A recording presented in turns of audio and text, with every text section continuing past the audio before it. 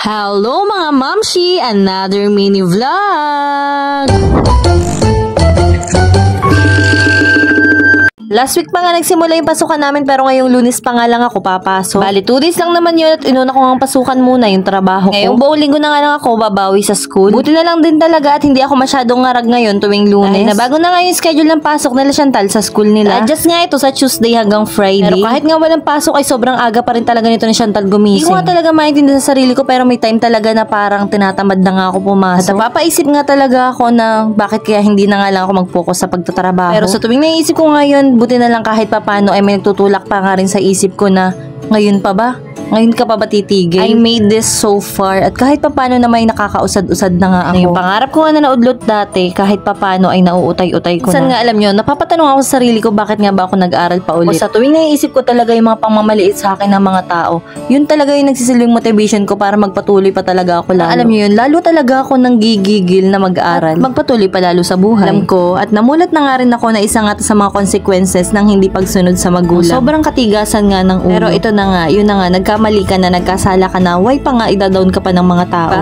Instead of tulungan ka nilang makabangon ulit. Pero hindi talaga ganun yung nangyari. Alam ko, madami talagang tao ang against sa early pregnancy at saka teenage pregnancy. Pero diba, hindi naman kasi lahat ng tao pare-parehas ng sitwasyon, hindi naman lahat ginusto ito. Yung mga pinagdadaanan nila before bago mangyari. Pero hindi ko din naman sinasabi na lahat magbuntis ng maaga, lahat magkapamilya ng maaga. Alam ko, mali. Pero yung pagkakamali na yun, pwede naman nating itama sa pagbawi natin ng paunti-unti kahit papaano. Pero sobrang thankful pa rin ako sa mga judgment na natatanggap wala sa sayang ka. Kung hindi ka makakapag-aral ulit dahil nagkaanak ka ng maaga, wala ka ng mararating. O pa naman yung inaasahan ng pamilya mo. Dahil yung mga salitang yun, tumatak talaga yun sa akin at yun sa tingin ko yung nagpapatatag sa akin. Kaya pag may mga time talaga na hindi nga maiiwasan na makakaramdam ka na parang napapasuko ka na lang. Lalo na nga sa kagaya ko na estudyante na, nanay pa, nagtatrabaho pa. Sabay-sabay pa nga yung problema sa school, sa trabaho, sa bahay. Iniisip ko na lang lahat-lahat ng ginagawa ko na to para to sa mga anak ko, sa pamilya, at syempre para sa future namin hirap lahat. I-balance, oo, pero alam ko na meron pa dyang mas nakakaranas ng hirap kaysa sa dahil di ba nga,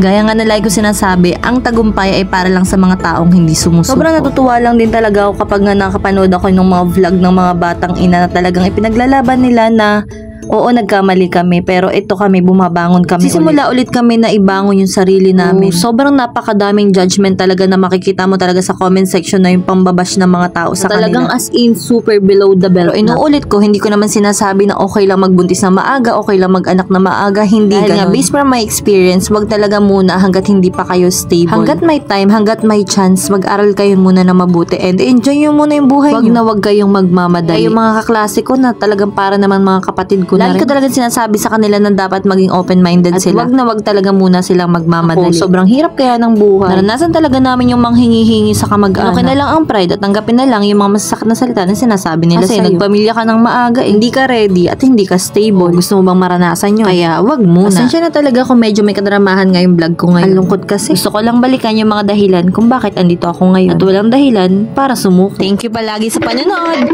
Bye!